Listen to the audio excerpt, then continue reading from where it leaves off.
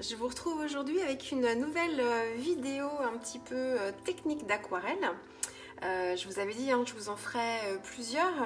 Alors la première fois, le premier tuto que je vous ai proposé, c'était en fait avec cette palette d'aquarelle ici qui s'appelle The Classics.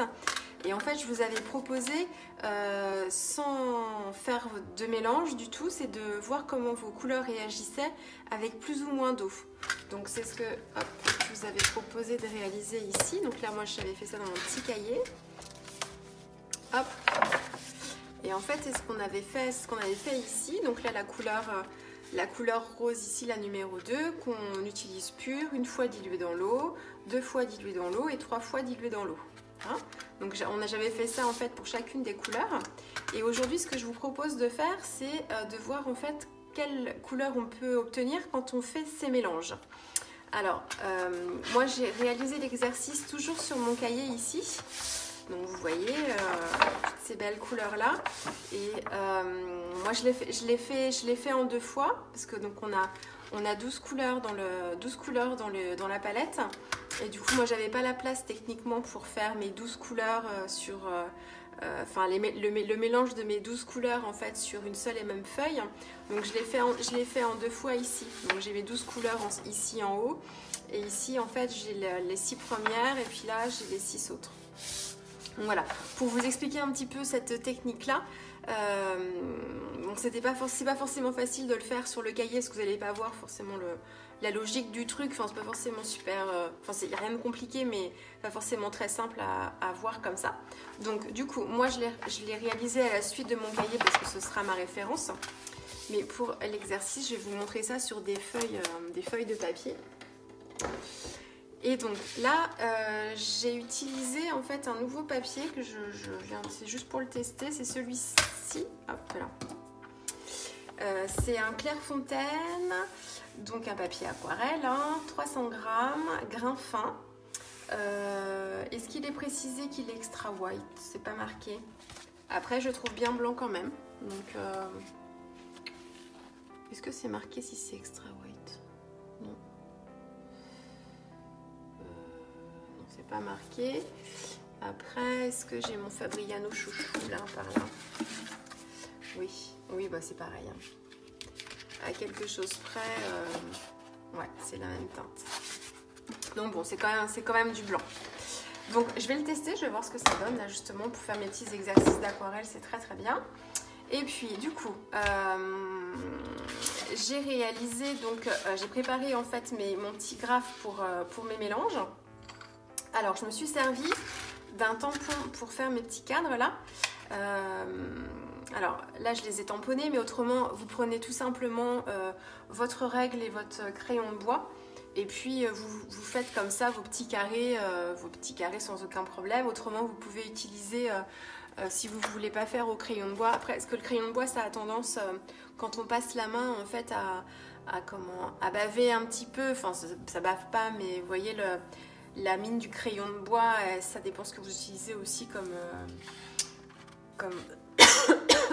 si c'est du HB ou du 2B, ou enfin voilà, si votre crayon est plus ou moins gras. Mais bon, moi je fais le crayon de bois parce que ça me va bien, mais autrement vous pouvez utiliser ces petits crayons là. Alors il y a les microns, ça c'est les microns, et puis ça c'est une autre marque mais qui fonctionne de la même façon. Et voilà, et ça vous pouvez travailler avec l'eau par-dessus, ça bave pas après. Donc c'est comme vous voulez. Mais là, moi je voulais utiliser en fait des petites planches de tampons que j'ai. Une planche de tampons, je vais y arriver, j'ai mes pots qui sont pleins à craquer. Hop, voilà. Moi je voulais utiliser une planche de tampons chez Florilège qui est sortie avec la dernière collection. Il y avait la collection Sakura. Il y avait la collection avec les cerises, la Ochérie, et puis il y en avait une autre, je ne sais plus le nom, avec des lignes, il y avait un tampon de fond avec des lignes, et puis là en fait c'était des rectangles de plusieurs tailles, et en fait c'est une planche de tampon, d'un seul tenant. Vous avez en fait le clear, en fait il représente tous les cadres, c'est pas un clear pour ce cadre là, un clear. Et du coup moi c'était pas du tout comme ça que je voulais les utiliser, je voulais vraiment les utiliser en fait de façon indépendante les uns des autres.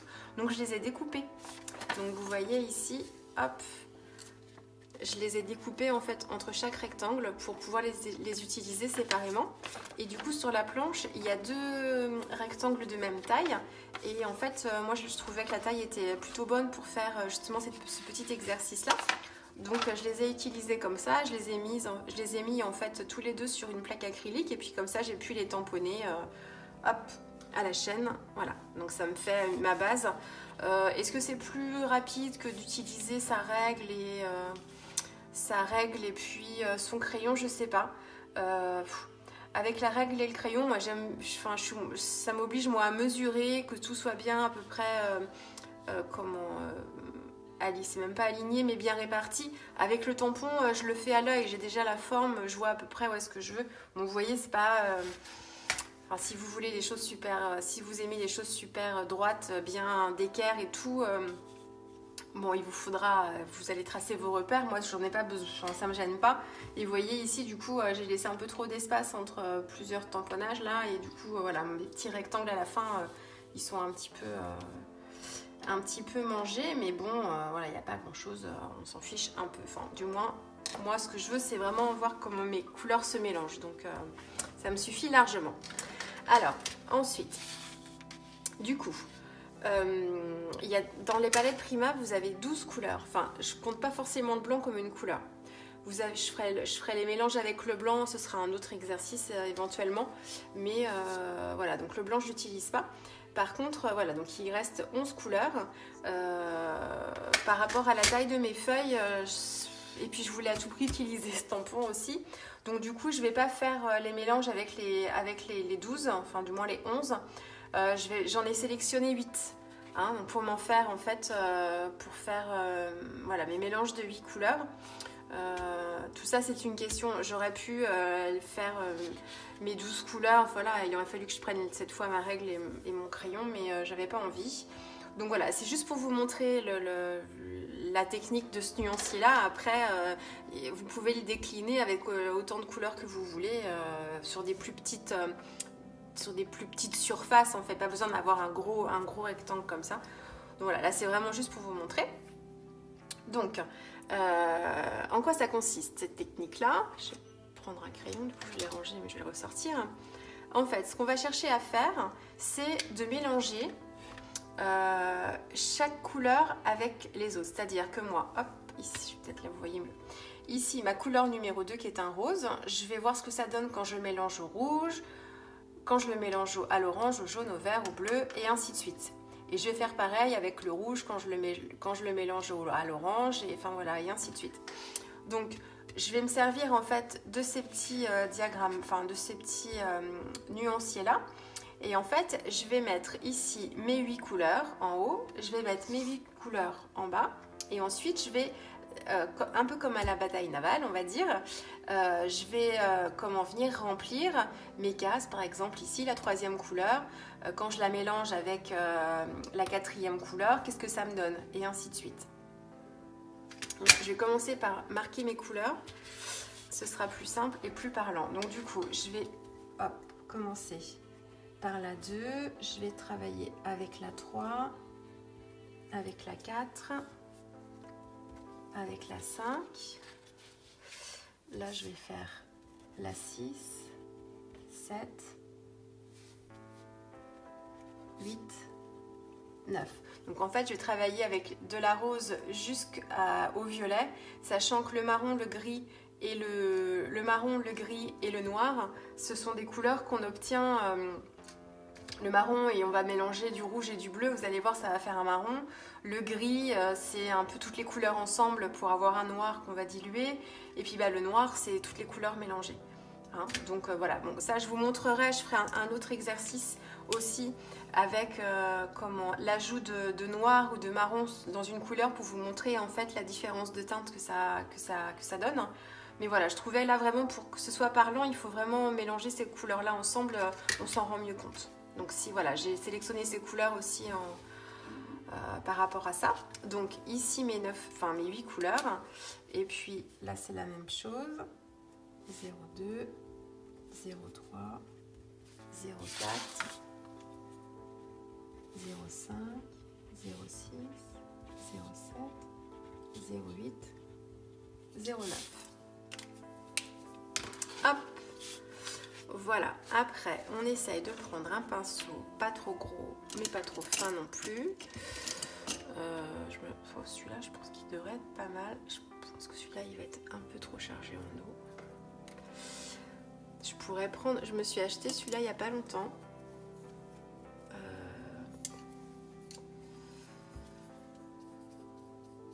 Ouais, non. Bon, je vais faire avec ça. Alors, déjà, j'aurais dû le faire avant de commencer la vidéo. C'est de nettoyer ma palette qui est toute cracra. Parce que là, du coup... donc ça, c'est quelque chose qu'on fait... qu'on fait pas 10 fois. Hein. Enfin, vous le faites une fois... Quand vous venez d'acheter vos palettes, vous le faites une fois. Enfin, les différents exercices pour tester ces couleurs, vous allez les réaliser une fois. Et puis, vous gardez ça bien précieusement et vous pourrez comme ça y revenir quand vous cherchez une couleur. Donc, parce que vous allez avoir l'impression qu'on gaspille en fait pas mal d'aquarelle alors que voilà, c'est un exercice qu'on fait qu'une seule fois. Donc, il n'y a pas de gaspillage vraiment. Mais vous allez voir qu'on fait les mélanges.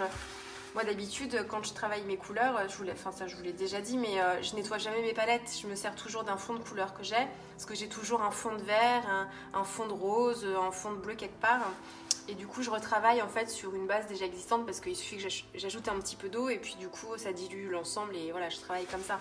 Donc là en fait à chaque fois je vais nettoyer, enfin je vais venir enlever mes couleurs avec mon essuie-tout, donc bon, on a l'impression de faire du gaspillage, mais...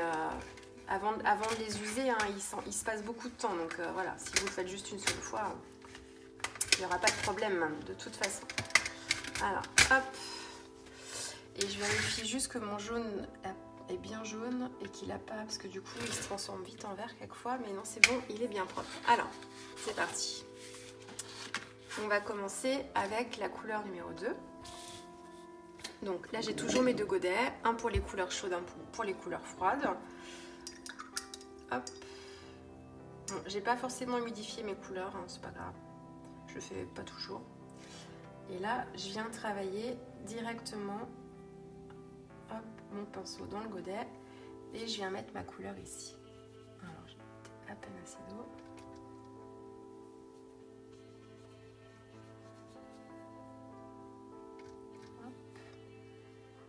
Elle est super vibrante, cette couleur-là.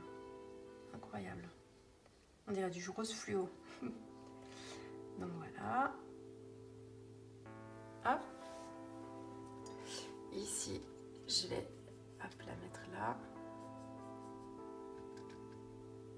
Je peux aussi en fait venir ici mettre un petit point coloré. Parce que quand on sera rendu jusqu'ici, c'est plus facile pour le repère. Hop. Voilà. Et là, je vais venir mélanger mon rose avec ma troisième couleur, c'est-à-dire le rouge. Donc, hop, je mélange. Hop, et j'ajoute le rouge. Alors, j'essaye de faire un mélange 50-50. C'est-à-dire autant de rose que de rouge. C'est de l'à peu près. Hein. Il y aura un autre exercice où on verra ce que ça fait quand on mélange... donc le 50-50, c'est ce que je propose de faire aujourd'hui. Et puis on fera un autre exercice où on fera 20% de rose et puis 80% de rouge. Et puis où on fera l'inverse, 80% de rose et 20% de rouge pour voir en fait quelles sont les différences entre les couleurs quand il y a juste une différence de dosage. C'est un exercice qui est aussi sympa à faire et qui permet aussi d'apprendre encore un peu plus à connaître ces couleurs. Donc là, j'essaye, alors c'est pas parfait, hein, mais j'essaye de faire autant de rose que de rouge. Et on verra en fait dans les couleurs, celles qui prennent le pas tout de suite sur l'autre. Quelquefois, le mélange se fait bien, puis quelquefois, on sent qu'il y a une couleur qui domine. Et du coup, voilà, ça permet de savoir s'il faut mettre beaucoup de rouge ou beaucoup de rose. Vous voyez, quand je mélange le rose et le rouge, ça me donne un petit rose un peu différent, beaucoup moins pétouille hein, que celui-là. Donc voilà, et puis ensuite vous allez voir ici, donc là, je sais pas, j'espère que je vais être claire dans mes explications. Ici j'ai mélangé le rose avec la couleur 3, le rouge. Et vous allez voir que ici, quand je vais être rendue à cette ligne là, je vais mélanger ici le rose, encore une fois avec le rouge. Donc je devrais normalement obtenir les deux mêmes couleurs. Mais pour justement éviter d'avoir un graphique avec des couleurs en double, je vais me servir de la deuxième case où je vais réaliser le même mélange.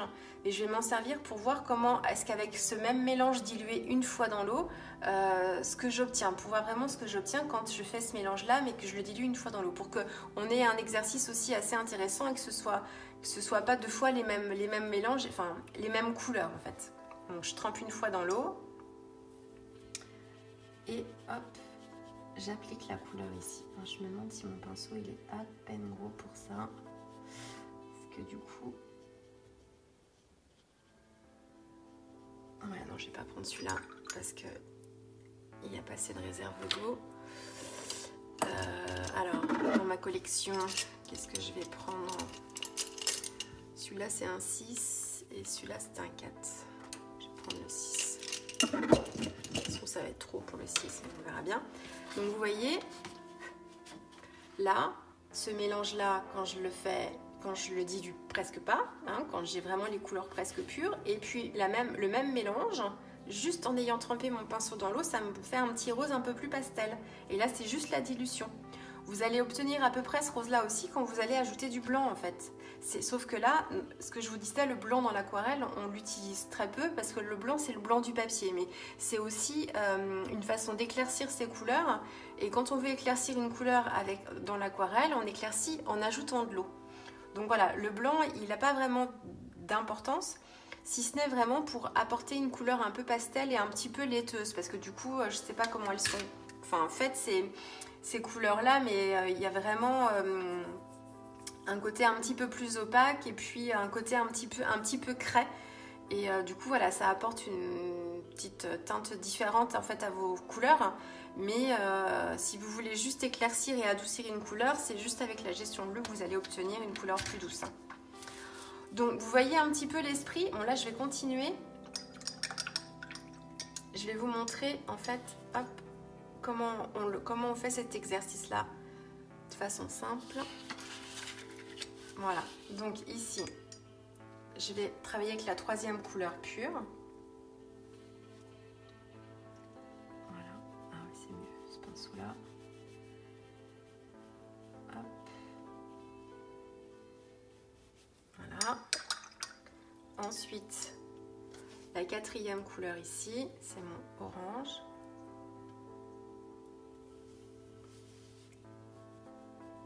En fait, là, à chaque fois, dans ces cases-là, la base Naval, la 0404, c'est ma couleur d'origine, ma couleur pure, sans aucun mélange. Hop. Et après, je viendrai les travailler. Mais c'est vrai que dans l'exercice, on commence souvent par faire ça pour se donner un petit repère, en fait. Donc, ça va former une diagonale jusqu'en bas. Et on commence par là. Ensuite, mon jaune. Celui-là aussi, il est vraiment... Elles sont lumineuses, ces couleurs. Hop. Ensuite, le vert. Donc là, hop, je passe de l'autre côté. 6 et 6. Là.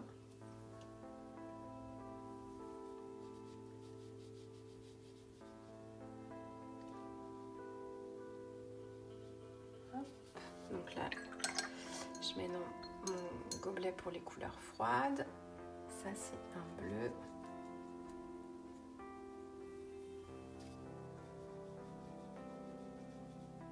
Celui-là, il tire sur le vert. Quelquefois, il devient... quand j'ai une ouverte, là, comme c'est le cas déjà un petit peu, ça tire un peu sur le vert. Normalement, c'est un vrai bleu, hein, mais... Là... Ah, ensuite, j'ai un bleu plus soutenu.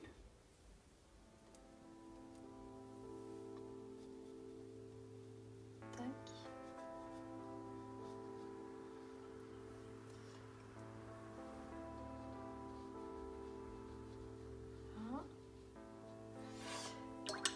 Et la dernière couleur que j'ai choisie, c'était le violet.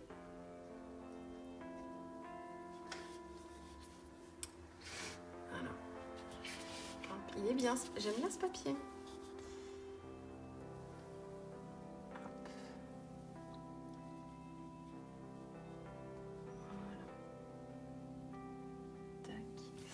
Alors, j'ai toujours près de moi mon petit chiffon quand j'ai un peu trop d'eau.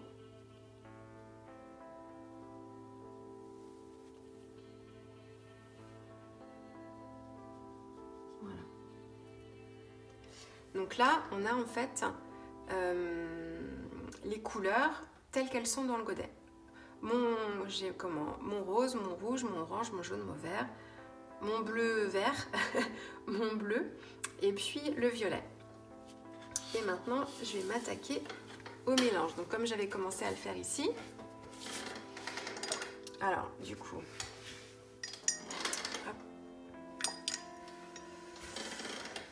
Donc, qu'est-ce que je fais? Je vais mélanger mon rose. Hop. Mon rose, du coup, donc ici, avec la couleur numéro 4, c'est-à-dire mon orange.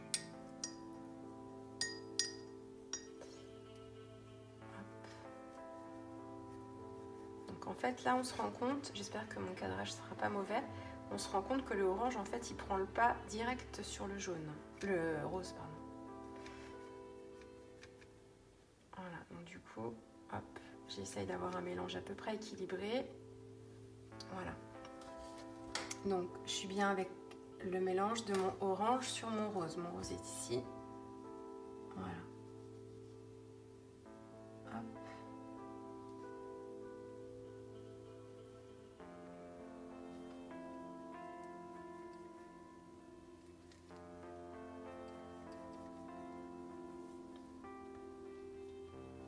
Je vois vraiment la couleur quand elle est un peu plus profonde. Donc vous voyez, entre le orange ici du godet et le orange mélangé au rose, hein, vous voyez, ça n'a ni à voir avec le rose, ni à voir avec le orange. On obtient vraiment une troisième couleur complètement différente. Et ensuite, je vais mélanger la couleur 5, c'est-à-dire mon jaune, avec le rose. Et là, on voit que du coup, la couleur que j'obtiens, elle est vraiment très très proche du orange. Hop.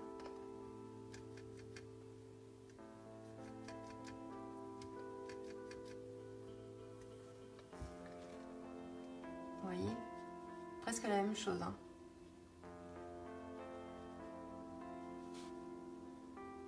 Alors, il y a sûrement des subtilités. Mais pour avoir fabriqué le orange, en fait, c'est ni plus ni moins qu'un rouge et un jaune. Donc du coup, quand je mélange mon rose avec mon jaune, j'obtiens un peu, voilà, c'est un peu à peu près pareil. Ah oui, alors là, j'ai oublié de diluer une fois. Mince. Hop, donc là, je suis dans ce mélange-là, je le dilue une fois. Et du coup, je vais venir ici, dans le 5, avec le 2, ici, en dilution une seule fois. Hop. Et j'obtiens un petit orange tout doux.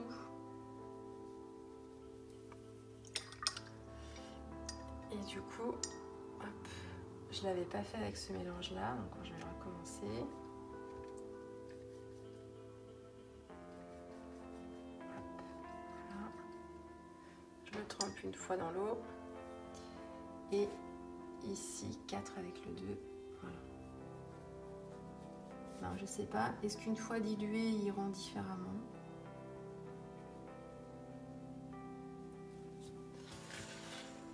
Ouais, pas tout à fait pareil. Là, on a l'impression que c'est vraiment les deux mêmes couleurs, mais quand on les dilue une fois, du coup, elles ont des petites nuances différentes. Bon. C'est subtil, hein. Ensuite, qu'est-ce que je vais faire? Je vais continuer sur cette page-là. Donc ma troisième couleur, c'est mon rouge. Je vais la mélanger avec mon orange. Donc là, je mélange.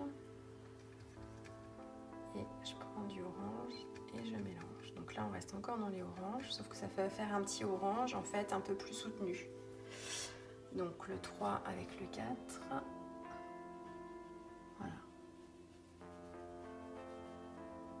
là, on est plus sur un rouge orangé, un orange sanguine presque. Je le trempe une fois dans l'eau. Et du coup, je vais venir le travailler ici, le 3 mon rouge, avec mon 4 orange dilué une fois.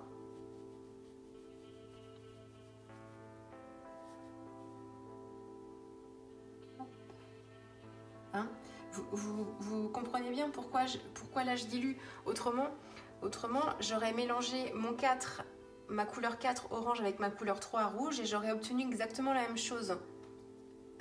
Vous voyez, donc je préfère diluer ma couleur dans l'eau pour voir ce qu'elle donne quand elle est un peu diluée, autrement j'aurais eu 2 fois la même couleur. C'est pas, enfin voilà, c'est dommage hein, de faire des jolis nuanciers, de prendre du temps à faire un nuancier si c'est pour se retrouver avec 2 fois la même couleur. Donc c'est pour ça qu'en fait toutes les couleurs qui vont être en fait à la gauche de ma diagonale, ça va être des couleurs diluées une fois, et puis toutes les couleurs qui seront à la droite de ma diagonale ici, ça va être les couleurs pures, enfin les mélanges 50-50 mais purs, d'accord? Et dans ma diagonale, c'est la couleur pure telle qu'elle sort du godet. Bon, vous me direz si je suis claire, hein, parce que c'est peut-être pas forcément évident. Donc voilà, ensuite je me suis pris une petite palette en porcelaine là pour éviter de perdre du temps à nettoyer ma palette à chaque fois. Hop. Donc maintenant, qu'est-ce que je vais faire? Je vais mélanger, il faut toujours mon anti-sèche, ma 5e couleur qui est mon jaune. Hop, que je vais mélanger avec mon rouge. Hop.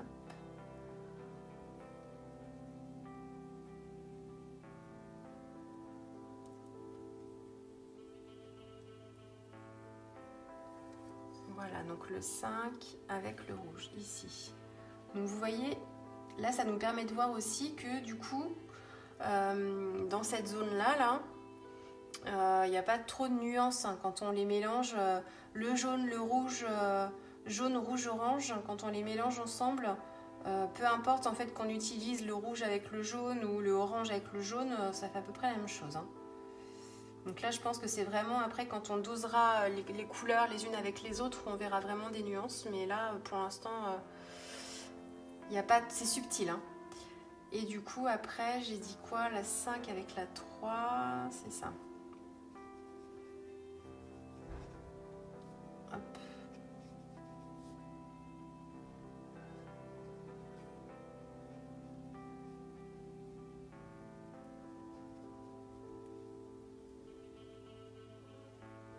Voilà.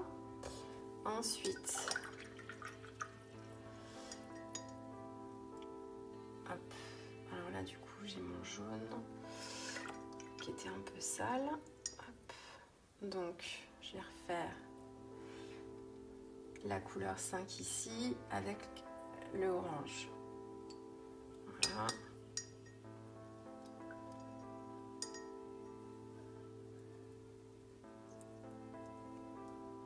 Voilà.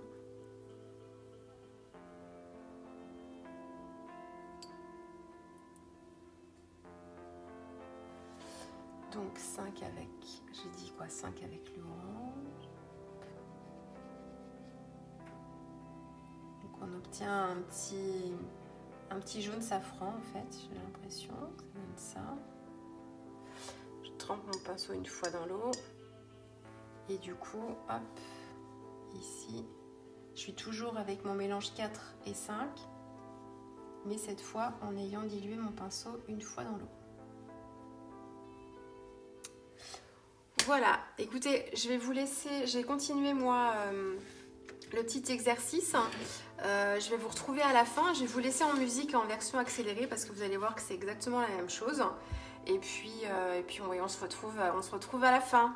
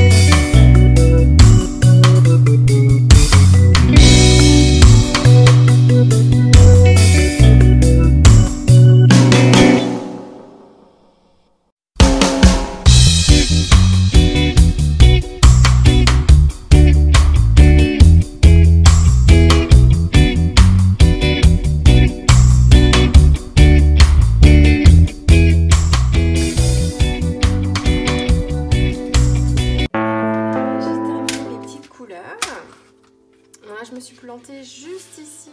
Hop, j'ai fait la couleur pure en fait ici alors que j'aurais dû la faire là et inversement.